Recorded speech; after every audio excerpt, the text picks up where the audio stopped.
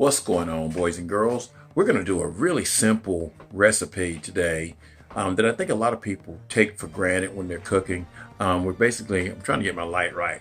We're basically going to cook a young chicken.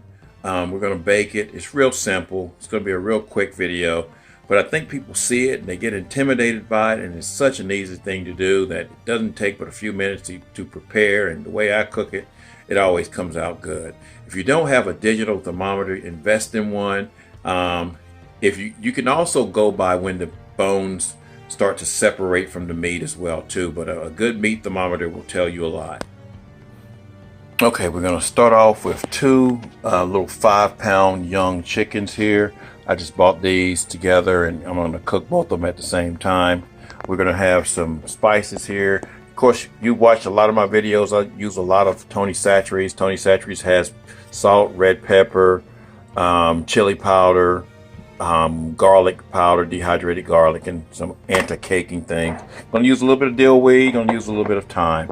Real simple. All right.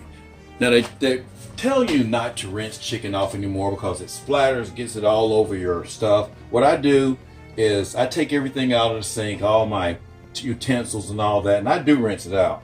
Now, if you buy one of these chickens, it's going to have a little package in there, and it's going to have a neck in there, and that's a gizzard right there. There's the neck. It's going to have a heart. It's going to have the liver in there as well too. You know what? This chicken's got 2 hearts. What the heck? I've got a mutant chicken. I got 2 hearts, y'all. That is 2 hearts. I got a mutant chicken. Oh, anyway, I'm just joking. So I take those and I cook that with the chicken. Look out for feathers. You want to pull off the extra feathers and stuff like that you see on it. You don't want those on your chicken. And what I also do is I take the chicken, and you don't have to handle it if you don't like to handle meat. I take the wings and I fold them back behind the breast like that. Take it back, almost like you're doing a Nelson on it if you know anything about wrestling. Fold them back like that. We're going to do that with both parts of the chicken.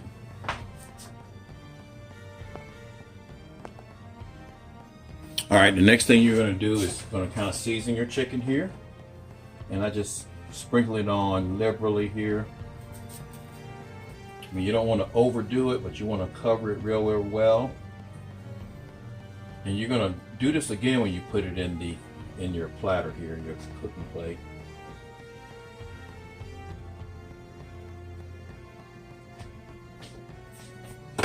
We're going to do the same thing with the dill weed and the thyme. Now, don't forget to season up your necks and your gizzards and the double heart that you got from that one chicken. Then we're going to move it over to our platters here, our baking dishes. Now, sometimes you can spray those baking dishes and it keeps it from sticking, but this chicken is going to produce enough oil that you probably won't have to do that. All right, and we flipped it over. We're going to do the same thing. Season it up real well. And this stuff right here, guys, if you've never used this Tony Chachere's, you haven't seen me do it, but when I'm using it, when you breathe these spices in, you will sneeze like a mug, big time. I just haven't done it on camera, but I'm about to.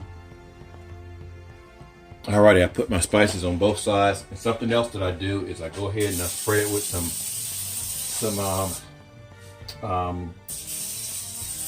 spray, cooking spray. Makes it brown a little bit better. Again, we're gonna flip these over because we want the breast up here. So flip both of them over. And then again, I'm gonna wipe my hands off here. And we're gonna spray them again. Breast up. And if you got a wing that came out of place, so if you look here, our wing came out of place. We wanna flop that wing back underneath. Flop that wing back underneath. There we go.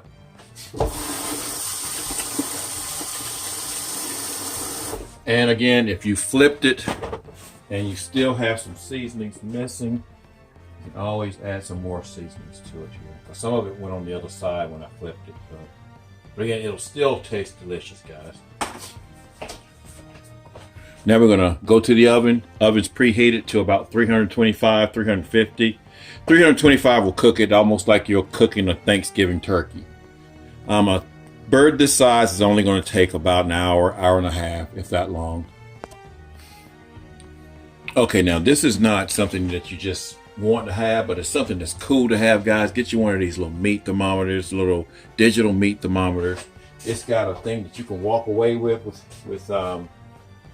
this little thing here. This one's a double one, so it's got two different probes, so I can put two different meats in at the same time. Right now you can see that the temperature is about 68 and it's just outside of the bird. We're going to put this down in the thigh, just like you do on a turkey, without going into a bone. Again, I'm going to put it down in the thigh without going to the bone. And I will come and check this now. If you look at that real closely, they're saying about 46, 45 degrees. So we're going to want this to get up to about 160, 175 for a chicken. And our thing tells us here. So see how cool that is over there on the side, if I can get it right. 175, we're at 46 on one and 44 on the other one. And an alarm will go off when you get to that temperature. And I'm gonna come and check it in a few minutes. Well, it'll be a few seconds to you guys, but it's gonna be about an hour or so for me. Now, just to show you something, when I'm cooking these and you're cooking them together, I put one on one rack in the back and one on the other rack in the front. And that way they cook a little bit more evenly. Oh, and before somebody asks, I did go back and add the chicken neck and the liver and the hearts and all that stuff in there. So all that stuff is in there. Alrighty. Our timer's going off, which means our chicken is done. We're gonna see here. Let's see what we got. All right, that looks good. I'm gonna move that probe around just to be on the safe side. The one at the top looks like it's probably done. All right, I'm moving them around just a little bit, and they're pretty much on the money. And actually, they're gonna warm up a little bit more even if I take them out. So I'm gonna wait for that other one, number 2, to get to 175. And again, it will cook about another 5 to 7 degrees even after you take it out. All right, we've taken one of them out. It's got a nice little brown color on it. We're gonna let it rest. Now, that's number 2. It's at 175. Again, it will continue to cook here. You can put something over it and let it cool. Sometimes I'll lay a piece of foil on it to let it cool a little bit more. And then once it cools, we'll cut it up. All right, so now that one's going off, and we're gonna take a look at it here. Oh yeah, it looks real good. We're gonna take it out, let it rest, just like the other one, and that's basically how easy it is, guys. That's kind of what you want when you cook these things. See how it's starting to separate down there between the bones? It's got, the temperature is uniform all the way through it. And then again, once it rests a little bit, we'll cut it. Because it's too hot to cut right now. You want those juices to kind of collect. So we'll come back and cut it and let you see how it looks. All right, this is why you have to check, guys. See, I moved that probe around in this one a little bit more. And see, it's sitting at 151. So it's not cooking all the way through. So we're going to put that back in the oven. All righty, we're reading at about 70. Well, it was reading at 175, so it just went back down to 170. Surely it didn't go down that quick because I closed the door or opened the door. All right, that one's at about 179. Now the other one's already cooling down, so don't think that that one's not done. This one over here has been cooling down for about 15-20 minutes, so it's back down to 165. This one's down to 179, so we're gonna let it come to a rest and let it cool, and then we'll cut it up. Alrighty, we're gonna make a little cut here.